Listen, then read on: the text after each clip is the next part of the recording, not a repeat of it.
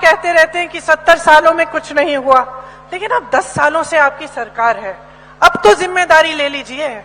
10 सालों से आपने इंदौर में कौन सा विश्वविद्यालय खोला है, कौन सा मेडिकल कॉलेज खोला है? मध्य प्रदेश में हजारों स्कूल बंद हो गए हैं। जब लोग गांव से यहाँ शहरों में पलायन करते हैं, वो इसलिए करते हैं क्योंकि वहां आपने सुविधा दी नहीं है। तो आप 18 सालों से इस प्रदेश में आपकी सरकार है, 10 सालों से केंद्र में आपकी सरकार है। तो अगर ठीक है, आप कह रहे हैं कि किसी ने आपसे पहले कुछ किया ही नहीं, ये छोड़ देते हैं हम बात की IIT हो, IIM हो, एम्स हो, सब पंडित नेहरू के समय से है, छोड़ देते हैं हम बात। हम कहते हैं चलो मान लिए किसी ने कुछ नहीं किया, आपसे पहले जितने भी लोग आए वो सब बेकार थे, किसी ने कुछ नहीं किया। आपने क्या किया है? क्या आप अपनी जिम्मेदारी को लेने के लिए तैयार हैं? क्या आप एक ऐसी राजनीति करने की हिम्मत कर सकते हैं जो नकारात्मक नहीं है और सकारात्मक है? क्या आप मंच पे खड़े होकर आप ये हिम्मत कर सकते हैं कि अतीत की बातों को बंद करें और आज की बात करें कि आपकी सरकार ने क्या किया? क्योंकि जब आप इस बात को उठाते हैं तो सिर्फ ऐसी बातें करते हैं कि हमने G20 की, बहुत बढ़िया किया, देश का मान सम्मान बढ़ाया, ठीक है, संसद का सुंदरीकरण किया, उसमें भी आपने 20,000 करोड़ रुपए खर्च कर लिए, आपने अपने लिए 2 बड़े बड़े हवाई जहाज खरीदे, 16,000 करोड़ रुपए खर्च लिए। क्या जनता का हक नहीं है कि पूछे कि ये किसके पैसे खर्च रहे हैं, ये किसकी संपत्ति है जो आप अपने दोस्तों को, बड़े बड़े उद्योगपतियों को सौंप रहे हैं, जो कौड़ियों के दाम में आप दे रहे हैं उनको? क्या जनता का हक नहीं है कि आपसे पूछे कि 70 साल की बात छोड़िए, 10 साल की बात बताइए, 10 साल में हम बेरोजगार क्यों हैं? आपने रोजगार क्यों नहीं बनाए? जहां से रोजगार बनते हैं उन कंपनियों को आपने कौड़ियों के दाम में क्यों बेच दिया अपने दोस्तों को? क्या हमें पूछने का हक नहीं है? क्या जनता को ये पूछने का हक नहीं है कि पहले हमें किसानी, खेती से हमें रोजगार मिलते थे, हमें ग्रामीण रोजगार मिलता था मनरेगा से, आज आपने उसको ठप कर दिया है। आज किसान इतना परेशान है, पेट्रोल, डीजल, खाद कुछ नहीं खरीद सकता। क्या किसान को हक नहीं है कि वो पूछे कि वो ट्रैक्टर पे GST क्यों दे रहा है, वो पेट्रोल पे GST क्यों दे रहा है, वो डीजल पे GST क्यों दे रहा है? क्या उसे हक नहीं है पूछने का कि मेरा बेटा तुम्हारे लिए सरहद पे खड़े होकर इस देश की रक्षा कर रहा है, मेरा बेटा जवान बनता है, और मेरे बेटे के लिए तुम ऐसी स्कीम क्यों लाए हो मोदी जी जो 4 सालों में खत्म हो जाती है? मेरा बेटा काम करता है, परिश्रम करता है, संघर्ष करता है सेना में भर्ती होने के लिए, और आपने उसको 4 सालों के लिए 4 सालों की नौकरी देकर उसको आप घर भेज देंगे? क्या हक नहीं है किसान को पूछने का? क्या महिलाओं को हक नहीं है पूछने का कि हमारे लिए क्या किया? आपकी यहां 18 सालों से सरकार थी, पिछली ये सरकार 3.5 सालों से चल रही है। क्या महिलाओं को हक नहीं है पूछने के लिए कि हमें पहले ये पैसे क्यों नहीं दिए जो चुनाव के 2 महीने पहले आप हमारे खातों में डाल रहे हो? क्या हम उस समय गरीब नहीं थे? क्या हम उस समय समाज का बोझ नहीं उठा रहे थे? क्या हम उस समय खेतियों में काम कर नहीं रहे थे? क्या हम उस समय अपने बच्चों की परवरिश नहीं कर रहे थे? क्या महिलाओं को हक नहीं है ये पूछने के लिए कि जो बिल आप लाए हैं हमारे आरक्षण के लिए, जिसमें आप कहते हैं कि 33% आरक्षण हमें देंगे, वो बिल 10 साल के लिए आप लागू क्यों नहीं करेंगे? ये हक है, और मैं इस हक को के बारे में याद दिलाने के लिए आज यहाँ पे आपके सामने खड़ी हूं। मुझे वोट नहीं चाहिए, मुझे आपकी जागरूकता चाहिए। मैं चाहती हूं कि आपके हक आपके हाथों में जाए, कि आपका अधिकार वापस आपको मिले। मैं चाहती हूं कि जैसे छत्तीसगढ़ में कांग्रेस की सरकार है जो हर स्तर पर जनता की संपत्ति जनता की जेब में वापस डाल रही है, वैसी सरकार मध्य प्रदेश में बने।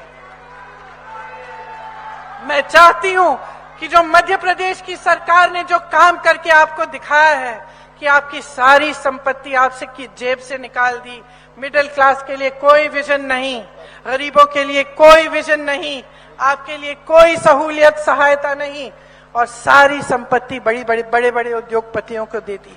मैं चाहती हूं कि वो संपत्ति वापस आपके जेब में जाए। कैसे जाएगी? कांग्रेस की जो सरकारें हैं वो करके दिखा रही हैं। कांग्रेस राजस्थान में आज 25 लाख का इलाज मुफ्त में हो रहा है, और ये चुनावी घोषणा नहीं थी, ये 1.5 साल से चल रहा है।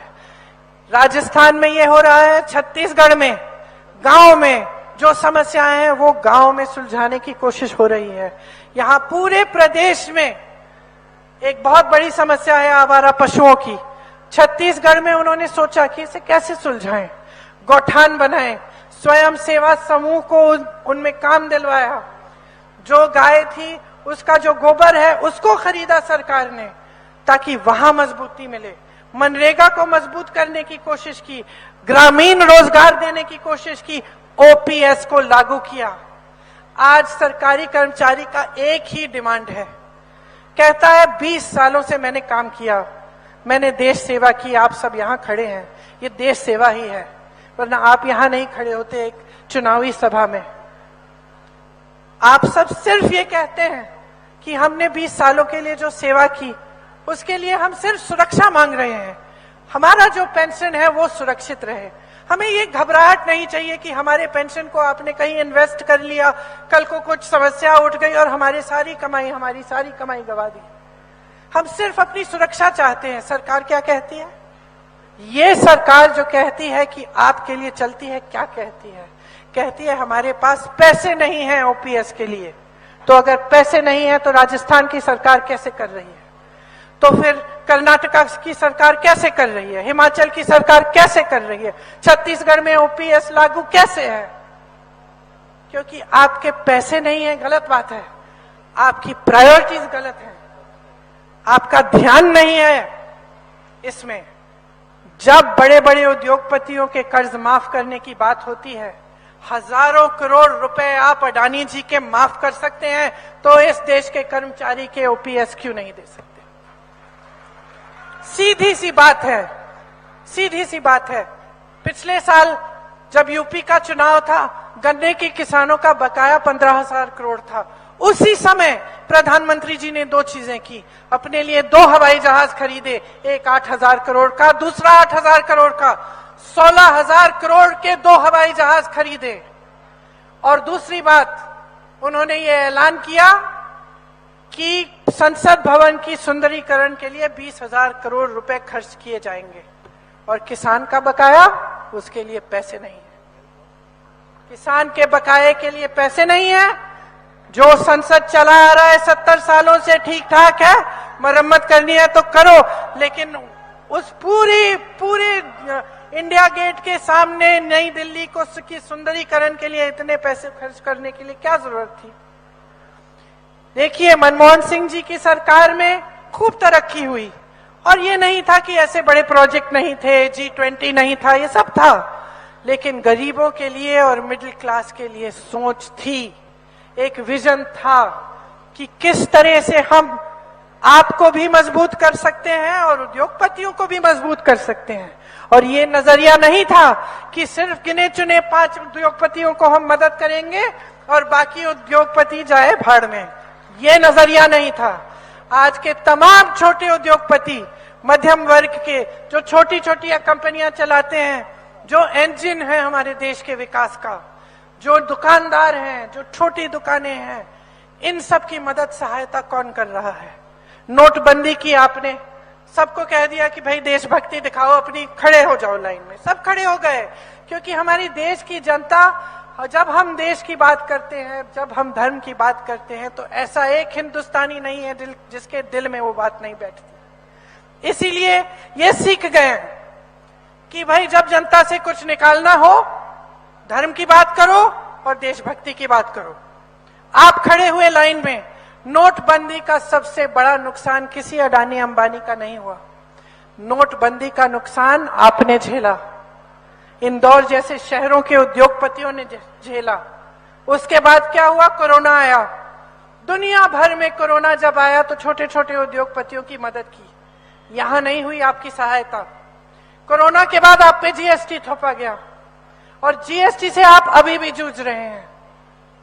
तो क्या कर रही है ये सरकार आपके लिए? मैं पूछना चाहती हूं। लोग कहते हैं मैं जाती हूं लोगों के घरों में, पूछती हूं कि भाई टूटी में से पानी नहीं आ रहा है, बिजली नहीं आ रही है, सड़क तुम्हारी खराब है, तो वोट क्यों दे रहे हो भाई? दीदी धर्म की बात है, दीदी धर्म की बात है, दीदी जाति की बात है।